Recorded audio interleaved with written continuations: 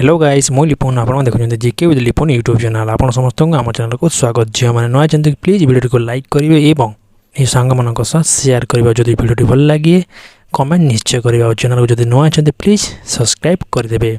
तो आज आम पढ़ा top 100 important question Indian geography यह हम पार्ट 1 ये टोटाल 20 क्वेश्चन डिस्कसन करवा एवं आउ 4 पार्ट टोटाल 100 क्वेश्चन आम पूरा कवर करदे इंडियन ज्योग्राफी जहाँकि सब एग्जाम आपण हेल्पफुल हम आप जहाँ भी एग्जाम दूसरे जेटी है OSSC रहा OSSC रहा SSC रहा एवं अन्य जहाँ रेलवे रहा सब एग्जाम यह हेल्पफुल हम जो थे कि ज्योग्राफी क्वेश्चन आसूची।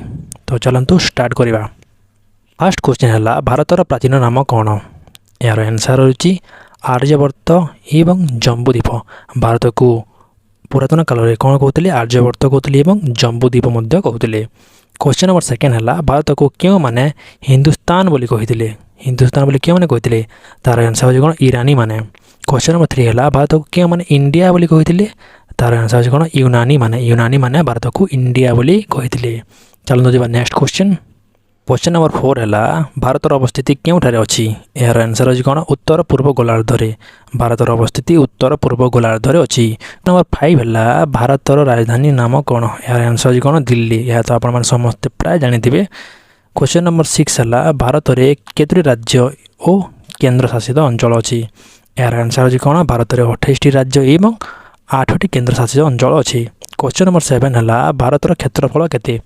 यार आंसर हो कौन 32,87,263 वर्ग किलोमीटर हूँ भारतर क्षेत्रफल। चलतु जी नेक्स्ट क्वेश्चन। क्वेश्चन नंबर 8 है संपूर्ण विश्व भारतर क्षेत्रफल केते प्रतिशत? यार आंसर हो कौन 2.42% हूँ भारतर क्षेत्रफल संपूर्ण विश्व। क्वेश्चन नंबर 9 है क्षेत्रफल दृष्टि भारतर स्थान केते? यार आंसर हो कौन 7म स्थान। क्षेत्रफल दृष्टि भारतर स्थान हूँ कौन 7म स्थान। क्वेश्चन नंबर 10 है क्षेत्रफल अनुसार 6 गोटी बड़ देशर नाम कौन? तार आंसर हो कौन फास्ट सब बड़ क्षेत्रफल अनुसार हम कौन रूसिया, तापर हम कनाडा, तापर हम चीन, तापर हम अमेरिका, तापर हम ब्राजिल एवं तापर हम ऑस्ट्रेलिया। यहाँ हूँ 6टी देश जहाँकि क्षेत्रफल अनुसार बड़ स्थान क्रम मु लिखिदेसी। और 7म स्थान हूँ कौन इंडिया जहाँकि आगुरी देख क्वेश्चन 9 अच्छी क्षेत्रफल दृष्टि भारत स्थान के 7म। तो 7 नंबर स्थान हम कौन भारत। चलते नेक्स्ट क्वेश्चन। क्वेश्चन नंबर 11 है भारतर जनसंख्या केते? यार आंसर हो कौन 121 कोटी। हाराहारी 121 कोटी भारतर जनसंख्या। यह हूँ कौन 2011 जनगणना अनुसार। क्वेश्चन नंबर 12 है भारतर सबुठ बेसी कहित भाषार नाम कौन? माने सबुठ कौ भाषा बेसी कहुए भारत में? तार आंसर हो कौन हिंदी। क्वेश्चन नंबर 13 है भारतर सबुठ बड़ जनजातिर नाम कौन? यार आंसर हो कौन भील। भील जनजाति भारत में सबुठ बेसी अच्छा और सेकेंड कौन गंड। क्वेश्चन नंबर 14 है भारतर उत्तर दक्षिण पर्यंत दूरता केते? यार आंसर हो कौन 3214 किलोमीटर हूँ भारतर उत्तर दक्षिण पर्यंत दूरता। चलो नेक्स्ट क्वेश्चन। क्वेश्चन नंबर 15 है भारतर पूर्वर पश्चिम पर्यंत दूरता केते? यार आंसर हो कौन 2933। क्वेश्चन नंबर 16 है भारतर सबुठ पूर्व बिंदुर नाम कौन? यार आंसर हो कौन काबिथु। भारतर सबुठ पूर्व बिंदुर नाम हो कौन काबिथु। क्वेश्चन नंबर 17 है भारतर सबुठ पश्चिम बिंदुर नाम कौन? यार आंसर हो कौन गुहार मोते जहाँकि कच्छ जिला गुजरात अच्छी। क्वेश्चन नंबर 18 है भारतर उत्तर बिंदुर नाम कौन? यार आंसर हो कौन इंद्राकल जहाँकि लद्दाख अच्छी। चलते जी नेक्स्ट क्वेश्चन। क्वेश्चन नंबर 19 है भारतर दक्षिण बिंदुर नाम कौन?